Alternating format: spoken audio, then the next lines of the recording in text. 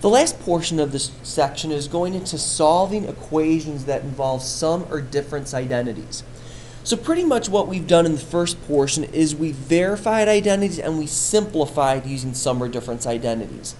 Now we're going to solve an equation. We're going to be solving for x's and thetas and finding angle measurements. And to do this, we're going to use the same procedures that we did back in section 5.3, where we get the cosine or the sines by themselves, we take the inverse to both sides, and then we solve. However, the step that we have to do first is when we've got something that is a sum or difference formula, we first have to expand that out. So here in question 11, solve the cosine of x plus pi over 4 minus the cosine of x minus pi over 4 equals 1 on the interval from 0 to 2 pi. So first of all, on the interval from 0 to 2 pi means that we are not going to have that plus 2 pi n. We just want our answers that are from 0 to 2 pi. Next thing we look at is we see these guys in parentheses. This indicates that we are going to be using the sum or difference formulas, that plus pi over 4 and then the minus pi over 4. You might fall into the trap of thinking I've got a cofunction here, but remember cofunction is pi over 2 minus x. These are going to be things other than pi over 2 minus x's, so we're going to be using sum or difference identities. So really what we've got right here, this first one is in the format of cosine a plus b, because we've got the cosine on the outside, then something plus something else. The second one is cosine of a minus b.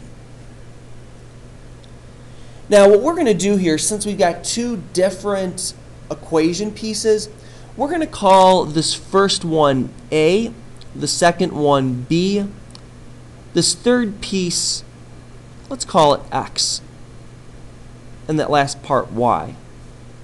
And we are going to use those variables within our equation.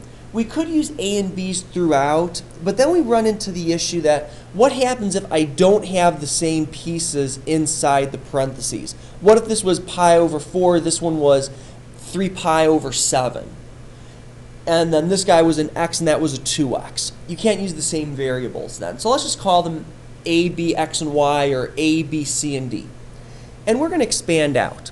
The cosine of a plus b is the cosine of a, cosine of b, minus sine a, sine b. So you put both cosines together, both sines together, 1a and 1b. The second one is very similar, where we've got both cosines together, but since this is the minus sign that's in between here, we're going to put a plus between the cosines and sines. So cosine of x, cosine of y, plus sine x, sine y is equal to 1. So now I've expanded that out using the sum or difference formulas. And I can substitute in the pieces that I've got for a, b, x, and y. So we know a is x, b is pi over 4, x is x in this case, and then y is pi over 4. So we're going to have the cosine of x times the cosine of pi over 4 minus the sine of x, sine of pi over 4. And then in the second one, we've got the cosine of x, cosine of pi over 4, plus sine of x, sine of pi over 4. Now that we've got those values plugged in, we can distribute our negative on this back piece here. So cosine of x, cosine of pi over 4 is still the same, minus sine of x, sine of pi over 4.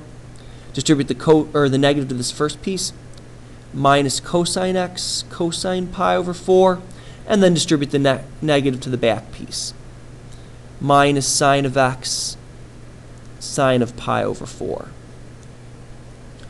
Now as I look at this, I want to ask myself, does anything simplify down? And I can see right here the cosine of x times cosine of pi over 4, and then minus cosine x minus pi over 4. Those two are going to cancel each other out, an addition and a subtraction piece. And so I'm left with minus sine of x sine of pi over 4 minus sine of x sine of pi over 4, which are 2 sine of x's sine of pi over 4 is equal to 1.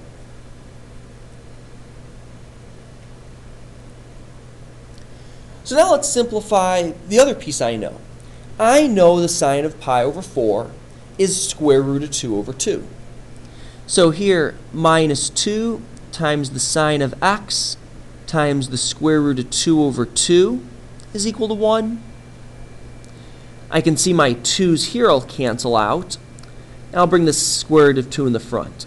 So negative square root of 2, sine of x is equal to 1. Divide both sides by negative square root of 2.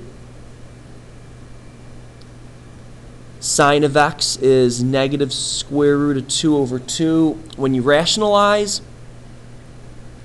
And then finally, we're going to take the sine inverse to both sides.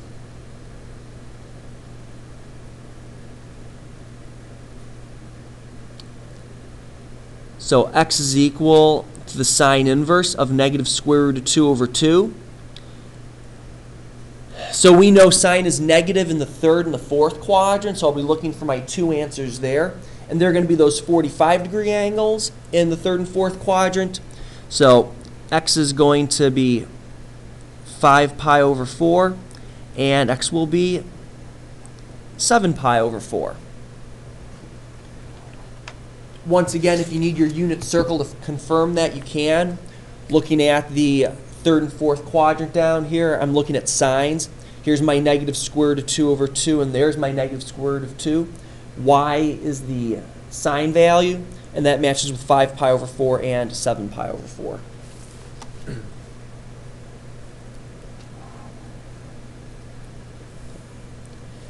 Last example then, sine of x plus pi over 2 minus sine of x minus pi over 2 is equal to the square root of 2.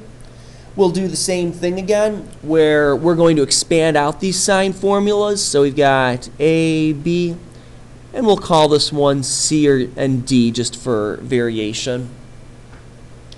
And here, this is in the format of sine of A plus B. So I'm going to use the sine sum formula.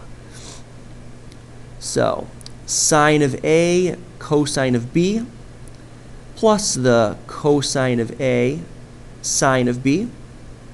The second one is sine of x minus pi over 2, so the sine of A minus B, or C minus D in this case. So the sine of C cosine of D minus the sine of D cosine of C is equal to the square root of 2. And once again, we'll plug in all the pieces that we know. We know A is x, B is pi over 2, C is x, and D is pi over 2. So here we'll say the sine of x cosine of pi over 2 plus the cosine of x sine of pi over 2 minus the sine of x cosine of pi over 2 minus the sine of pi over 2 cosine of x. And then once again, I can distribute my negative into the second quantity. Sine of x cosine pi over 2 plus cosine of x sine of pi over 2. Don't know I've got a 4 there. That should be sine of pi over 2. Distribute the negative in, sine of x cosine pi over 2, and then plus sine of pi over 2 cosine of x is equal to square root of 2. I look at this and I see, does anything cancel out? And yes, my sine of x and cosine of pi over 2's are going to cancel out, one being positive, one being negative. Here, once again, remember multiplication is commutative, so this can go in any order. I've got 2 of those terms. So I've got 2 cosine of x's sine of pi over 2 is equal to the square root of 2. Divide both sides by 2.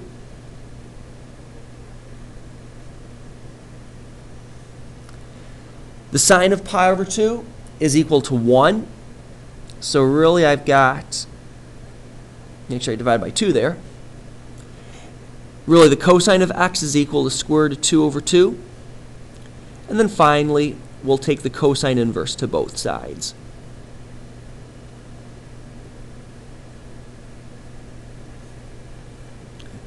Cosine and cosine inverse cancel. So I'm left with the cosine inverse of square root of 2 over 2. And that's asking me what two angles produce a positive square root of 2 over 2 for cosine. And those end up being pi over 4 and 7 pi over 4. Sometimes I'm asked with this d, is it negative pi over 2 that you plug in? And the answer is no. This negative here goes with the formula sine of c minus d, or the sine of a minus b. So when you plug into these equations here, you're only plugging in the piece that is the variable. You are not plugging in the sign that is in between.